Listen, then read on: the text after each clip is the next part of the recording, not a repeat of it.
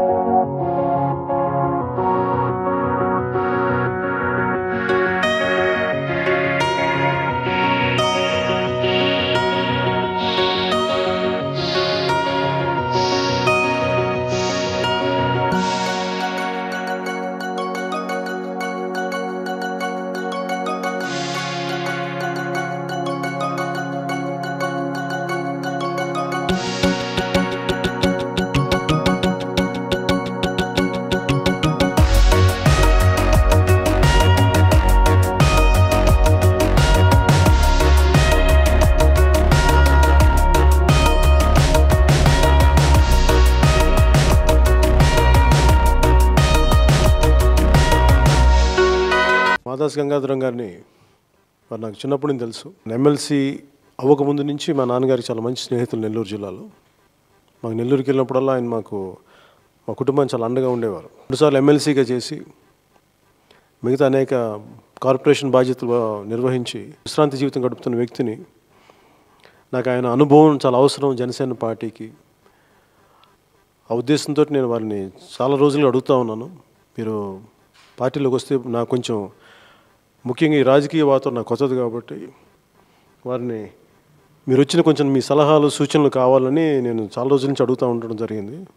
నా ఆహ్వానాన్ని వారు మన్నించినందుకు వారికి మనస్ఫూర్తిగా నా కృతజ్ఞతలు తెలుపుకుంటా ఉన్నాను. రిక్వెస్ట్ చేస్తుంది ఏంటంటే 14 జరిగే మహాసభకి, జనసేన ఆవిర్భావ సభకి వారిని పర్యవేక్షకులుగా పంపించడం జరుగుతుంది. వారిని మాట్లాడవలసింది కోరుతున్నాను. గత సంవత్సరం కాలంగా రాజకీయాలకు దూరంగా ఉంటున్నా. సీనియర్ ఉపాధ్యక్షుడి కింద కాంగ్రెస్ పార్టీలో ఉన్నా కానీ ఎప్పటి నుంచో కూడా జనసేన ఆవిర్భావం మొదలైన నుంచి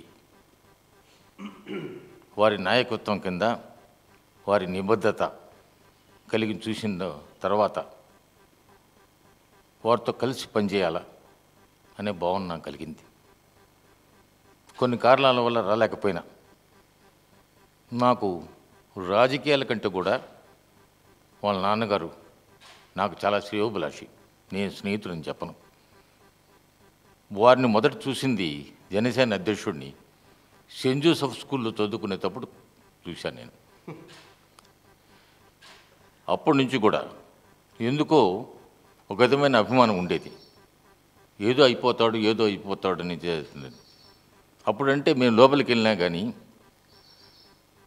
మిగతా ఇద్దరు అన్నదమ్ములు మాట్లాడేవాళ్ళు, అక్క చెల్లెలు మాట్లాడేవాడు, కానీ ఆయన పాటికి ఆయన లోపలికి వెళ్ళిపోయేవాడు. అసలు ఎవరు వచ్చారా మా నాన్నగారి స్నేహితులా అని కూడా చూసేవాళ్ళు. అది నాకు నచ్చింది. ఒక ఆయన నన్ను అడిగాడు, అదే నువ్వంటే లెక్క చేయకపోతే ఎందుకండి? లెక్క చేయని వ్యక్తులంటేనే నాకు ఇష్టం. వాళ్ళ నిబద్ధత, ఆ నిబద్ధత నాకు బాగా నచ్చింది. అందుకని ఒక నిర్ణయానికి వచ్చాను నేను. వారు పిలిచిన వెంటనే తప్పకుండా వారు చేసే ఈ రాష్ట్రంలో, తెలుగు రాష్ట్రాల్లో వారికి చేదోడు వాదోడుగా ఉంటూ నాకు ఇచ్చిన బాధ్యతను నెరవేర్చడానికి నేను సిద్ధంగా ఉన్నాను. ఈరోజు సాయంకాలమే నా రాజీనామా కాంగ్రెస్ పార్టీకి పంపించేస్తాను. రాజకీయాల్లో ఉన్నా కానీ విశ్రాంతి జీవితం గడపాలనుకున్నాను. ఈ వయసులో ఎందుకు వచ్చింది? 2 సార్లు శాసనమండలి సభ్యుడిగా, ఒకసారి పోలీస్ హౌసింగ్ కార్పొరేషన్ చైర్మన్గా, 10 సంవత్సరాలు సీనియర్ ఉపాధ్యక్షుడిగా ఉన్నాను.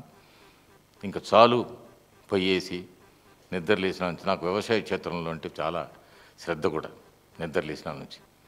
అటువంటి వారి దగ్గర నుంచి నాకు పిలుపు రావడం నాకు చాలా గర్వంగా కూడా ఉంది. వారికి నా శాయశక్తుల పనిచేసేదానికి ప్రతి జనసేన కార్యకర్తకు కూడా అందుబాటులో ఉండి వాళ్ళకు కొందరికి అన్న కింద, కొందరికి తమ్ముడి కింద, అక్క చెల్లెలకు అన్న కింద, కొందరికి వాళ్ళ మనోభావాలు అధ్యక్షుడికి నా వంతు తెలిసేదానికి, జనసేన సభకు నిర్వహించేదానికి, ఆ పర్యవేక్షక బాధ్యత ఇచ్చిన దానికి నా హృదయపూర్వక వందనాలు వారికి.